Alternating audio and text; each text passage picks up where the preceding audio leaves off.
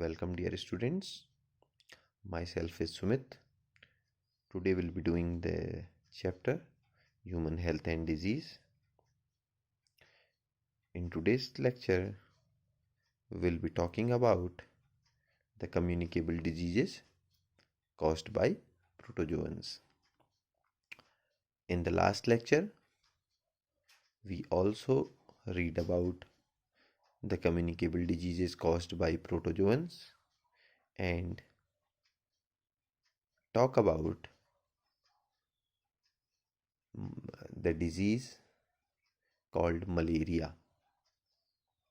In today's lecture, we talk about some other protozoan diseases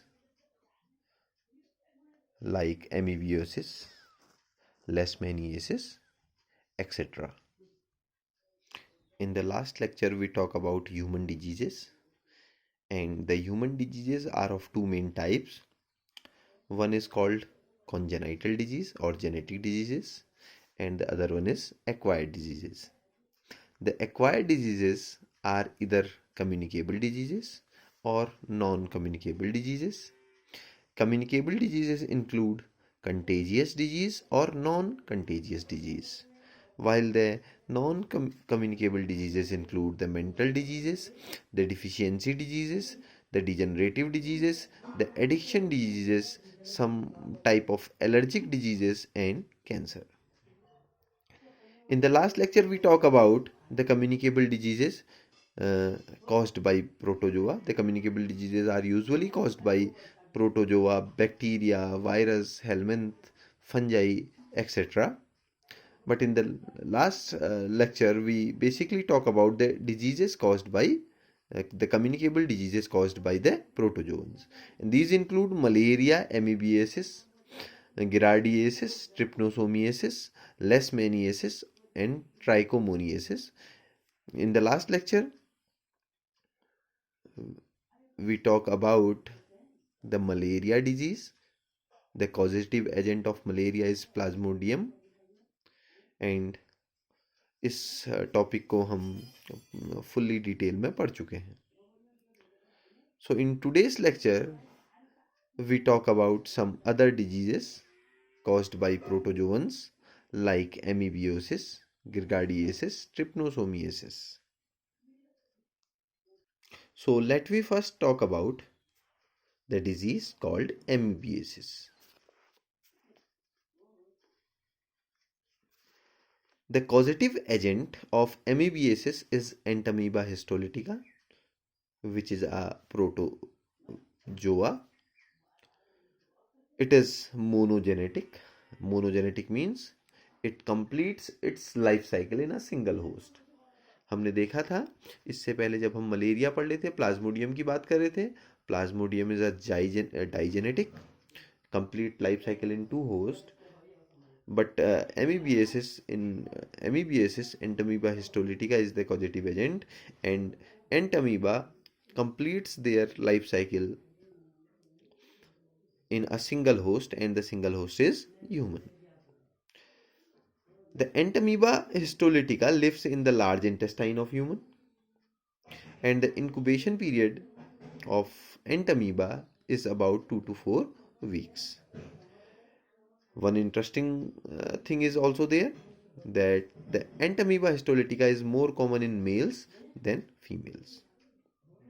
Why Entamoeba histolytica is more common in male than female? ये आप लोगों को ढूंढ के मुझे बताना है, ये आप लोगों के लिए क्वेश्चन में छोड़ रहा हूँ कि एंटामीबा हिस्टोलिटिका मेल्स में ज़्यादा क्यों और फीमेल्स में कम क्यों होता है.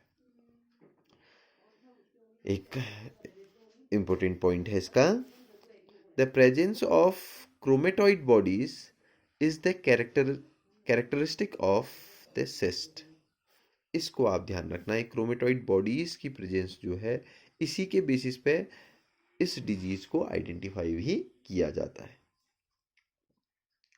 Now come to the mode of transmission of Entamoeba into the human. कैसे ये ह्यूमन में ट्रांसमिट होता है Entamoeba? It is by faecal oral route. Direct eat up से किसी पर्टिकुलर चीज़ को जो कि कंटामिनेटेड हो, जिसमें एंटमीबा हिस्टोलिटिका के सिस्ट प्रेजेंट हो, और by sexual contact, or by some of the vectors like flies, cockroaches, etc. And the mode of infection is, अब देखिए कैसे, इसकी डिटेल लाइफ साइकिल आपकी कोर्स में नहीं है, आपको बस इसकी मोड ऑफ इन्फेक्शन को जरा समझ लेना है। The cyst passes unaltered through the stomach. क्या होगा भाई, देखिए ये बॉडी में जाएगा, इसके सिस्ट जाएंगे बॉडी में किसी भी रूट से, भले ही वो फिकल रूट से जाएं, ओरल रूट से जाएं, सेक्सुअल कॉन्टैक्ट से जाएं, या कोई वेक्टर इसको पहुंचाए, फ्लाइज, हाउस फ्लाई या कॉकरोचेस इसको फैलाएं।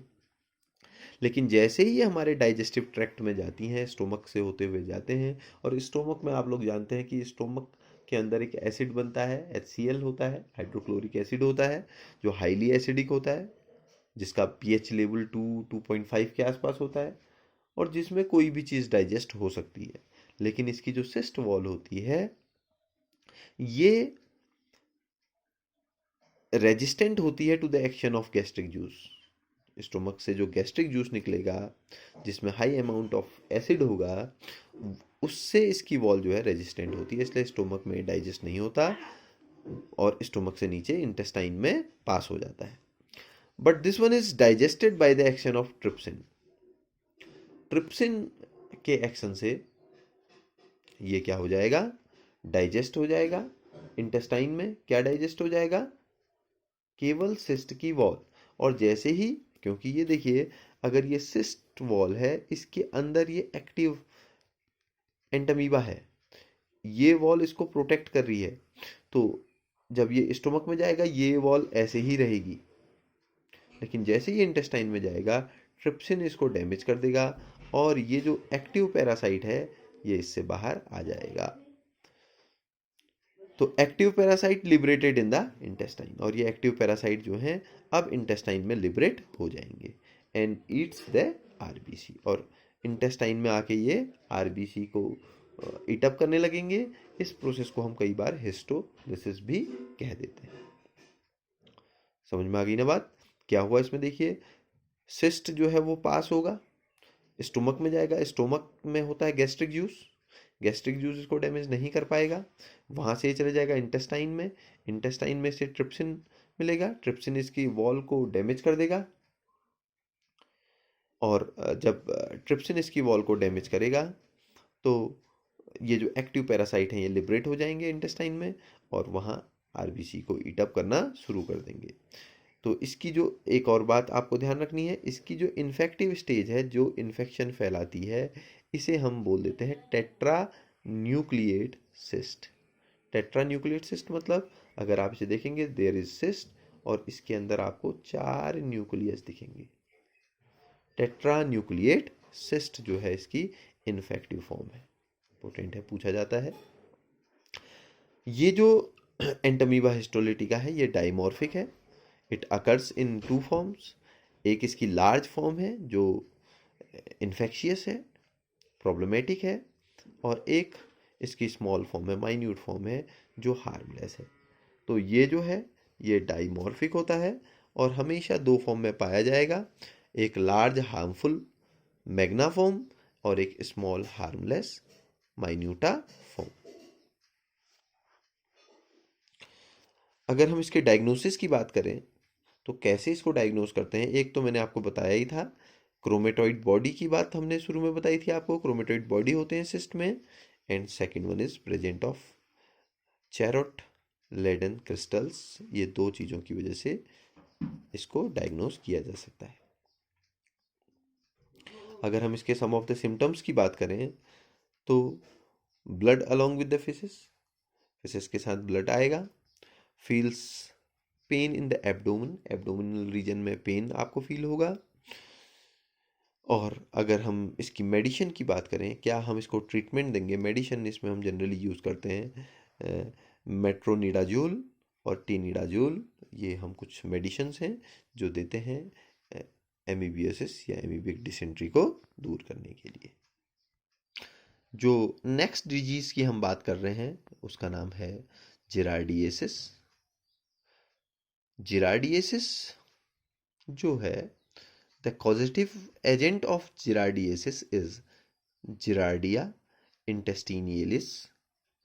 और ये जिरार्डिया इंटेस्टिनियलिस को कॉमनली एक और नाम से जाना जाता है, कई कॉम्पिटिटिव एग्जामिनेशन में पूछा जाता है। It is also known as grand old man of intestine. तो जो ये प्रोटोजोआ है जिरार्डिया इंटेस्टिनियलिस, it is known as, commonly called as या commonly known as the grand old man of intestine, right? ध्यान रखिएगा, grand old man of intestine. Why it is called grand old man of intestine? क्योंकि ये generally ये कोई disease नहीं फैलाता है, मतलब ये इंटेस्टाइन में पड़ा रहता है और बहुत ज़्यादा कोई नुकसान नहीं करता है। समटाइम्स ये नुकसान करता है, लेकिन हमेशा ये नुकसान करे ये ज़रूरी नहीं है। और एक और बड़ी इंपॉर्टेंट बात है, it is the first human parasite protozoan known. सबसे पहला प्रोटोजोन पैरासाइट ऑफ ह्यूमन जो है वो भी जिरार्डिया ही है। तो आपको ये बात भी ध्यान रखनी है। It is basically discovered by Leeuwenhoek in their on fishes. उन्होंने अपने ही फिशेस में इसको सबसे पहले डिस्कवर किया था ल्यूवेनहॉक ने। And it always lives in the upper part of small intestine. हम जानते हैं कि स्मॉल इंटेस्टाइन जो होती है वो 3 पार्ट से मिलकर बनती है, जिन्हें हम बोलते हैं ड्यूोडेनम, जिजिनम एंड इलियम। तो इसके अपर पार्ट यानी कि ड्यूोडेनम और जिजिनम में ये पाया जाता है। क्या करता है ये? It absorb the nourishment from the blood, sorry, it absorb the nourishment from the food passing through intestine. जो भी डाइजेस्टेड फूड इंटेस्टाइन में के थ्रू पास होता है ये उसको अपनी फीडिंग में यूज़ कर लेता है। डाइजेस्टिव सिस्टम देखिए, जो भी एंडोपैरासाइट हैं इनके डाइजेस्टिव सिस्टम बहुत वीक होता है। क्यों इनका डाइजेस्टिव सिस्टम वीक होता है? क्योंकि ये ऑलरेडी डाइजेस्टेड फूड को खाते हैं। ह्यूमन के इंटेस्टाइन द्वारा या ह्यूमन की एलिमेंट्री कैनाल जिस फूड को डाइजेस्ट करती है ये उस डाइजेस्टेड फूड को खाते हैं। इस वजह से इनका डाइजेस्टिव सिस्टम अपना जो है वो बहुत ही वीक होता है। सो क्या काम करेगा ये? Absorbs nourishment from the food passing through the intestine and interfere with the digestion and absorption of food. तो जो डाइजेशन एंड एब्जॉर्प्शन की प्रोसेस हो रही है ह्यूमंस में उसको ये इंटरफेयर करेगा, उसको ये प्रॉब्लम करेगा। और सिम्टम्स इसके क्या आएंगे? सम लाइक ईपीगैस्ट्रिक पेन होगा, डिस्कम्फर्ट होगा, एब्डोमिनल डिस्कम्फर्ट होगा, डिस्कम्फर्ट इन एब्डोमेन होगा, डायरिया हो सकता है, हेडेक भी हो सकता है, और बहुत सिवियर कंडीशन में इसमें फीवर भी कंटिन्यूसली आता है। So this is about the giardiasis. अब बात करते हैं नेक्स्ट डिजीज की, और इस डिजीज का नाम है ट्रिपेनोसोमिएसिस। ट्रिपेनोसोमिएसिस जो है ये भी एक प्रोटोजोवन डिजीज है। And the causative agent of trypanosomiasis is trypanosoma. There are so many species of trypanosoma present. Some of the species include the Trypanosoma gambiense. The Trypanosoma gambiense causes the Gambian fever. Another one is the Trypanosoma rhodesiense. It is caused it causes the Rhodesian fever. And the next one is Trypanosoma cruzi. And due to Trypanosoma cruzi, Chagas disease जो है ये हो जाती है। ये चागेस disease जब हमने देखा था कि चार्ल्स डार्विन जब HMS बीगल शिप में गए थे अमेरिका में और गैलापागो आइलैंड भी गए थे, तो वापस जब आए तो उनको भी एक डिजीज़ हो गई थी, और वो डिजीज़ जो थी यही थी Chagas disease, which is caused by the Trypanosoma cruzi. ये ट्रिपेनोसोमा गैम्बियंसी और ट्रिपेनोसोमा रोडियसेंसी, ये जो रोडिशियन फीवर और गैम्बिशियन फीवर है, इसे हम बोलते हैं अफ्रीकन स्लीपिंग सिकनेस, जबकि ये जो चैगोस डिजीज़ है इसे हम बोलते हैं अमेरिकन स्लीपिंग सिकनेस, क्योंकि ट्रिपेनोसोमा से जो डिजीज़ होती है, यानी कि ट्रिपेनोसोमियासिस जो डिजीज़ होती है, इसका एक नाम स्लीपिंग सिकनेस भी है। सो इसी को ट्रिपेनोसोमियासिस को हम स्लीपिंग सिकनेस भी कहते हैं। Y it is called sleeping sickness? क्योंकि अ, बहुत ही वीकनेस फील होती है और हर टाइम जो है इतनी वीकनेस होगी कि ऐसा लगेगा कि नींद आ रही है। That is why it is also known as sleeping sickness. तो ये दो टाइप की होती है, ये तो मैंने आपको बता ही दिया, एक अफ्रीकन ट्रिपेनोसोमियासिस और African sleeping sickness, and another is American trypanosomiasis और अमेरिकन स्लीपिंग सिकनेस। इन कॉजेटिव एजेंट्स को आपको याद रखना है। क्या क्या है? गैम्बियंसी, ट्रिपेनोसोमा गैम्बियंसी, ये इसकी स्पीसीज है, ये जेनरा है। ट्रिपेनोसोमा रोडिसेंसी और ट्रिपेनोसोमा क्रूजी। कुछ और ट्रिपेनोसोमा की स्पीसीज भी हैं जो ये डिजीज़ फैलाती हैं, लेकिन आप इन तीनों को ध्यान रखेंगे। इन दोनों से अफ्रीकन ट्रिपेनोसोमियासिस और इससे अमेरिकन स्लीपिंग सिकनेस या ट्रिपेनोसोमियासिस। So let we first talk about the African trypanosomiasis. It is also known as African sleeping sickness, and it is transmitted by, इसको भी आपको ध्यान रखना है, it is transmitted by the bite of CC fly, the bite of CC fly, TSE, TSE, CC fly, T is silent, and the zoological name is Glossina palpalis. Glossina palpalis is the scientific name of CC fly. The CC fly is the carrier. CC fly इसकी career है, और अगर कोई infected CC fly human को bite करेगी तो उसके bite के थ्रू ये जो ट्रिपेनोसोमा है ये ह्यूमन बॉडी को इन्वेड करेगा। जैसे ही ये बाइट करेगी, जहाँ पे ये बाइट करेगी वहाँ पे बहुत ही पेन होना शुरू हो जाएगा कुछ टाइम के लिए। कुछ टाइम बाद ये पेन खत्म हो जाएगा, लेकिन after the time interval of 10 days, 10 दिनों के बाद वहाँ पे फिर से बहुत सा जो पेन है वो होना शुरू हो जाएगा। इसकी वजह से क्या होगा? लिम्फ नोड्स जो हैं वो स्वेलअप हो जाएंगे, और अगर ये किसी वजह से CSF में एंटर कर गई, CSF आप जानते हैं ना, cerebro spinal fluid, the fluid which is present in our brain as well as in our spinal cord. Spinal cord के अंदर जो फ्लूइड होता है या ब्रेन के अंदर जो फ्लूइड होता है उसे CSF कहते हैं, सेरिब्रो स्पाइनल फ्लूइड। अगर ये किसी वजह से लिम्फ नोड स्वेल हुए और ये ट्रिपेनोसोमा CSF में पहुंच गया तो ये वहां से ब्रेन में भी पहुंच जाता है, माइग्रेट्स टू द ब्रेन, और अगर इसका इलाज नहीं किया तो ये डेथ भी कॉज कर सकता है।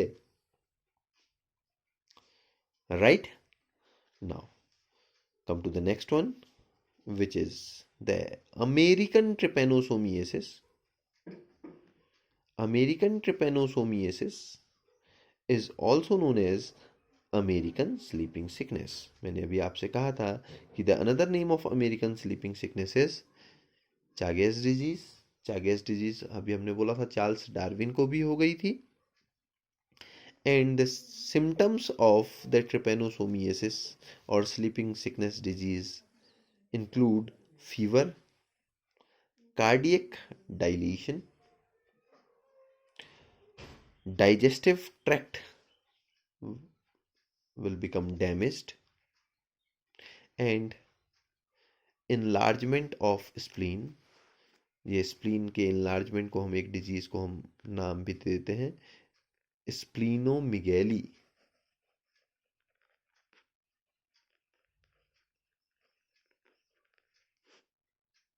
इसी को हम एक नाम दे देते हैं, क्या नाम दे देते हैं इसको हम? स्प्लीनोमिगेली।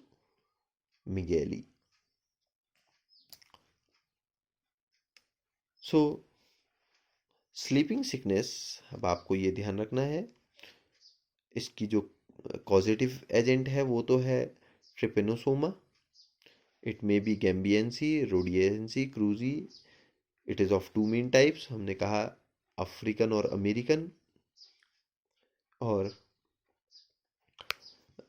किसके थ्रू फैलेगा? सीसी फ्लाई के थ्रू फैलेगा,